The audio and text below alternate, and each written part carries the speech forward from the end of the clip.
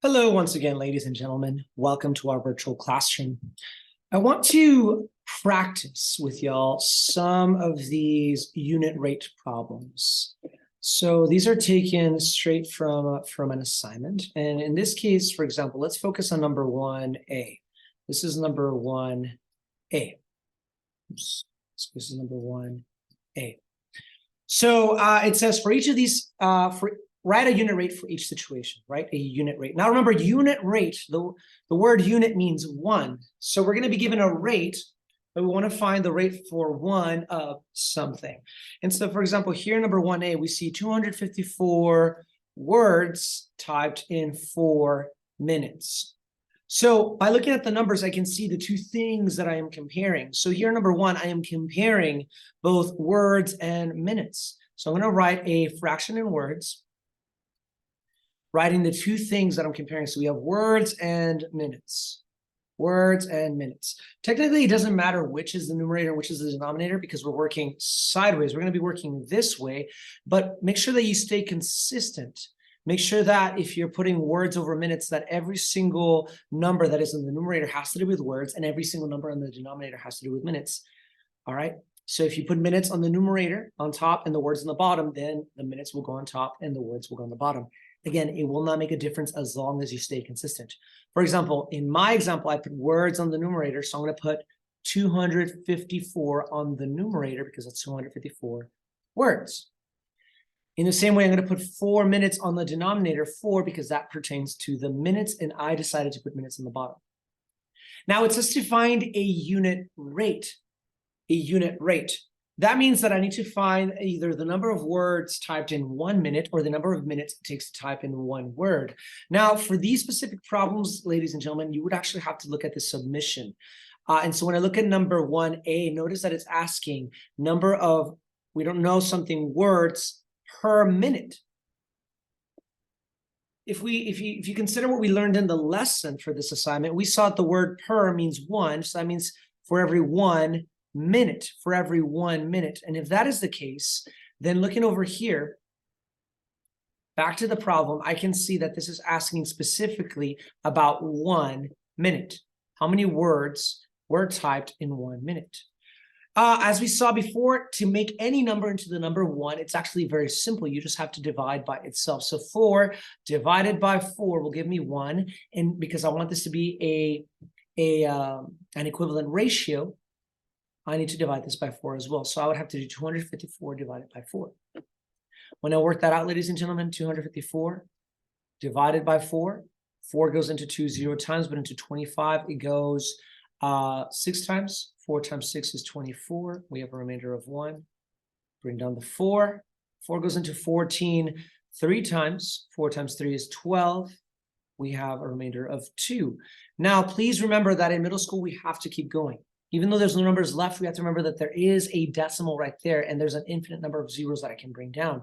So it's going to be 63. Bring the decimal up, and then bring the 0 down. 4 goes into 20 exactly 5 times. 4 times 5 is 20. So that means, ladies and gentlemen, that this individual can type 63.5 words in 1 minute. These two ratios are exactly the same. Don't worry that there's a decimal.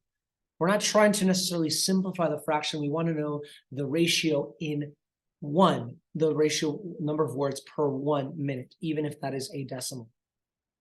On some of these, you will have to round, but it will tell you on the submission. So here I would just type in 63.1 words per minute. Words per minute. Sorry, 5, not 1. My bad. 63.5 words per minute. All right, you don't have to put 63.5 over 1 because that's already over here. You just put the number of words per minute. Let us do another one, ladies and gentlemen. Let's actually do letter C. Letter C.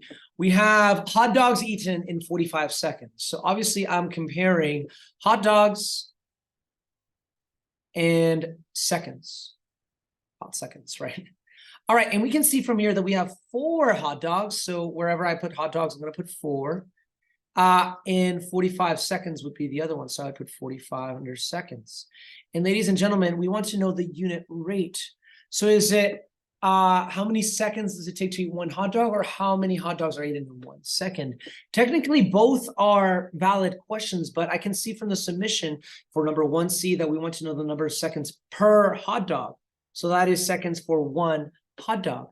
So I need to find out the number of seconds for one hot dog. That's where I know where the number 1 goes. Okay, so 4 divided by 4 is 1. So 45 divided by 4 will give me the number of seconds that it takes to eat one hot dog.